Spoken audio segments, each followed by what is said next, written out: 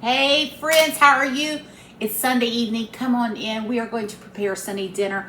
So right now I'm going to prepare Mamaw's fried chicken, but with my twist also. So I'm going to take her way that she fried chicken and add some ways that I like to do it.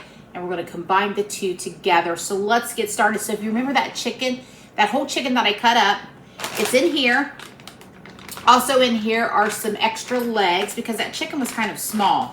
So there's going to be 5 of those for dinner. Maddie's coming home because tomorrow we are going to my Uncle Tim's funeral. My uncle passed away. He was the last of my dad's siblings. He was 92.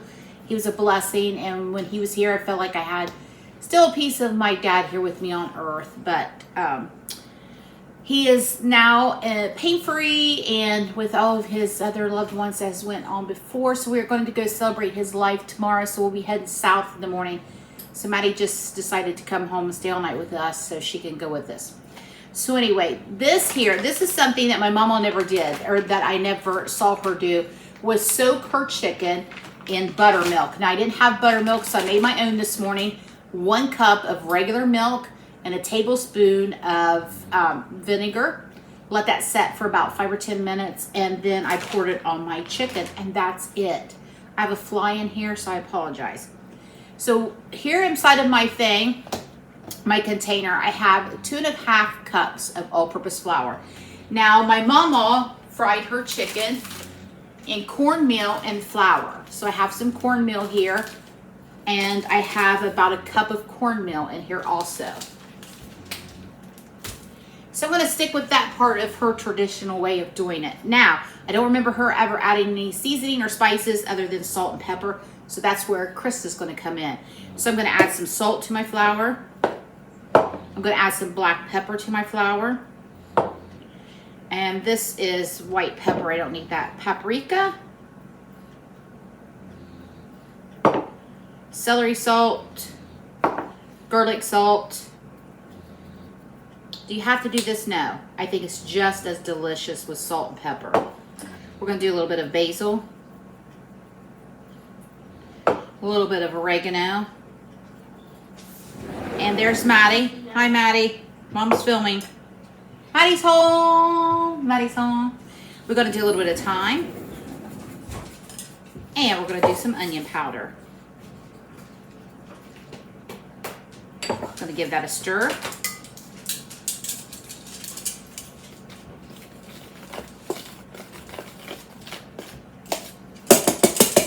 That's it. Now comes our chicken. I put this in a bowl in my fridge this morning, so in case it leaked, we didn't have any accidents. So we're going to add our chicken pieces right to this big container. Now you could use a grocery sack. Hello, Lola. Roxy's got something.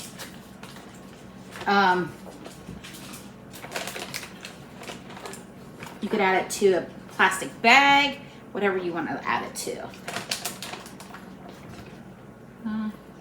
Oh, this is why I got my apron on. I'm slopping stuff everywhere.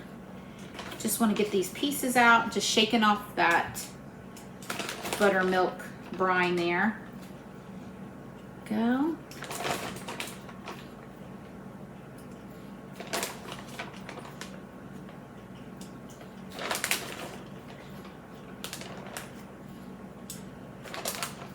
That's it. I'm going to throw my tongs, and I have water running, tongs in to get those washed because I'll need them again. We're just going to put the lid on it, make sure the lid's on tight, and you're going to give it a shake.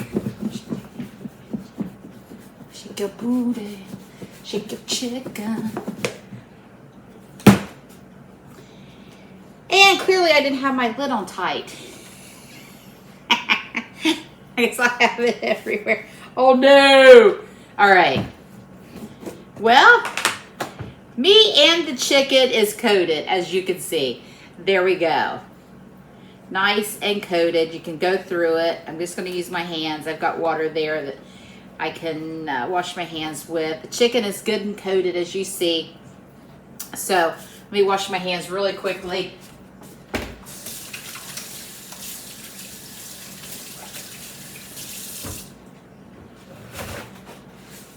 What a mess I have to clean up. So I have some lard. Yes, lard. My mama always fried her chicken in lard. Do you have to use lard? No. If you want to use oil of your choice, use oil of your choice. I have my cast iron skillet. Something my mama also used. Here she is, my big girl, and you can see how much grease I put in there. I'm thinking about 5 tablespoons. I'm going to see if that's enough. May not be. I like to start, I don't want to get too much in there because I don't want my chicken to be greasy. I'm going to set it on a medium heat, which is 6, because you want a good browning on the chicken, but you don't want it to get burnt while it's cooking. So we're going to set it for 6. I'm going to let my oil heat up, and I will be right back. So our lard is warm now, up to temp, and we are going to put in our chicken, and we're going to put it in skin side down.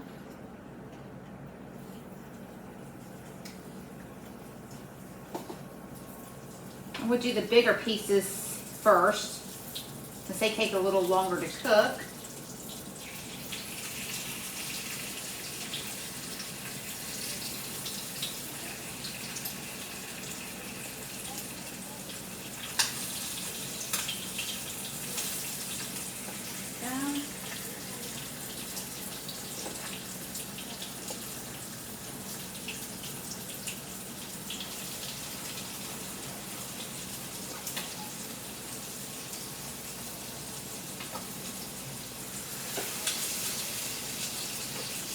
There we go. Don't want to crowd the pan. I've got another skillet back here heating up that I'm going to do the rest of these in. So here's the hard part. You don't want to touch them. You don't want to turn them. You want to give them time. So if you got to set a timer for 5 or 6 minutes so you aren't tempted to do it, do that. What I'm going to do is I've put it in. I'm going to finish cleaning up my dishes, and we'll come back and we'll check them for a flip. Okay, so I brought you here to the stove. It's time for our first flip. Look at that. We're going to give this chicken a nice flip. You see the great color on that. This one, we got a hot spot in the skillet, so I'm going to move this piece to the back. Move this one here so it can get golden brown. Check this one. This one's ready to go. Got a wing and a leg here, and it's ready to roll. Look at that beauty. All right, so now I'm going to give the same treatment on the other side once I flip this piece, and I'll be back to show you what we're going to do after that. So at this point, you want to check your grease content. If you need to add some more grease, go ahead and do that. And what we're going to do is we've got a good sear on both sides of that chicken. I'm going to turn the heat down. My stove is 1 through 9, 10. I'm going to turn it to 3 because now we want the internal part of the chicken to cook now that we have a nice sear on the outside. And I'm going to cover it with the lid. I don't have a lid for this cast iron skillet, but this one will work. I'm going to do the same thing for the chicken legs I have on the back of my stove there. And we're going to give that about 10 or 15 minutes, and I will check on it periodically. And we'll be back to show you the finished product. So here's that first set of chicken that I did in the cast iron skillet. Look at that. It is beautiful. The other legs, the extra that I fried, are still cooking. I put those in a little bit later. I'm going to add some salt. I love to do this, a wire rack, a baking sheet foil. Underneath, I've got my oven set for 220 degrees just to keep this warm while the other chicken is finishing up. And stay tuned, I'm going to make some chicken gravy, Maddie's absolute favorite, and then it's going to be Sunday dinner time. So our fried chicken's all done. It's in the oven, resting, staying warm. Our potatoes are here in the pressure cooker, staying warm. It's time to make the gravy. Chicken gravy is one of mine and Maddie's favorite. I've kept all of those crunchy bits in there. That's what's going to make this gravy so fabulous. We've got our grease, and I've got about 1/3 cup of all-purpose flour. We're going to get that worked in.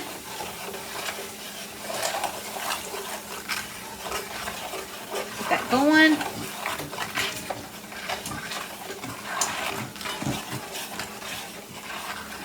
And it looks like I had quite a bit of grease in there, so I'm going to add just a tad bit more flour. Not much, just a tad. A couple tablespoons more, and that should be just fine. Yes, that looks better. See how it's kind of dragging behind and it's not really wet? That's what we want. I'm going to give this a couple minutes to brown. You can make it as brown or as light as you like it. I'm going to do a little bit of a browner chicken gravy today. So I'm going to give it 2 minutes and I will be back and we'll finish up the gravy and then we'll fix our plates. All right, our roux is dark. We're going to add in our milk. I got 2 cups of milk here. I may need a little bit more. That's what I'm going to start with. Get that mixed in.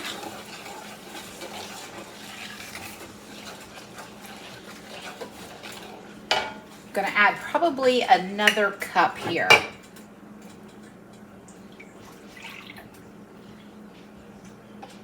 Leave it there just in case I need it. Give that a moment to get thick and incorporate with the flour. We've got it at 6. I'm going to add some, this is white pepper. I'm going to add some salt at this point. Go. And we're going to bring it up to like a slow boil and let it thicken up. It's already starting to thicken. I'm going to grab a spoon so I can taste it. A couple spoons. Delicious. I'm going to add a little bit more milk now. I'm going to have plenty of gravy. Look at that, friends. Isn't that a thing of beauty? Chicken gravy is one of my favorites, especially when you get a crunchy little bit as an extra surprise of that good skin and coating from the chicken. This is a hillbilly's dream right here, friends. All right, I'm going to go. We've got this great consistency on the gravy. I'm going to get the chicken out so you can see it, and we're going to have Sunday dinner. So here's the star of that show, our fried chicken. This pan is hot, but I want you to be able to get a good look at that. I don't know what I did with my tongs. So these chicken pieces back here, I want to show you. I fried these extra in my nonstick skillet. They did just as well as the cast iron. So if you don't have a cast iron skillet, it's fine. Don't fret. It'll all turn out just as crispy and delicious. Let's give it a try here. I've got a little piece of thigh here. I've got this mashed potatoes I made in an Instant Pot. That recipe will coming up too. And also the gravy. Ooh-wee. Maddie has some leftover fried apples that she made and took to work. This is going to be perfect. Go with this. We've got our green bean casserole. I didn't do a recipe on that. Y'all know how to do that. Let's give Mamaw's chicken with a little pinch of Krista in there a try. Little piece of my childhood. Add your little salt or a little bit more seasoning that you want after it comes out, and you have perfection. I'm gonna go call in the family. They're super excited because I very rarely fry chicken, so this is gonna be a super treat for them. I've lost my clicker. Here it is. Thanks for stopping by. Have a great Sunday, and I'll see you soon. Bye, friends.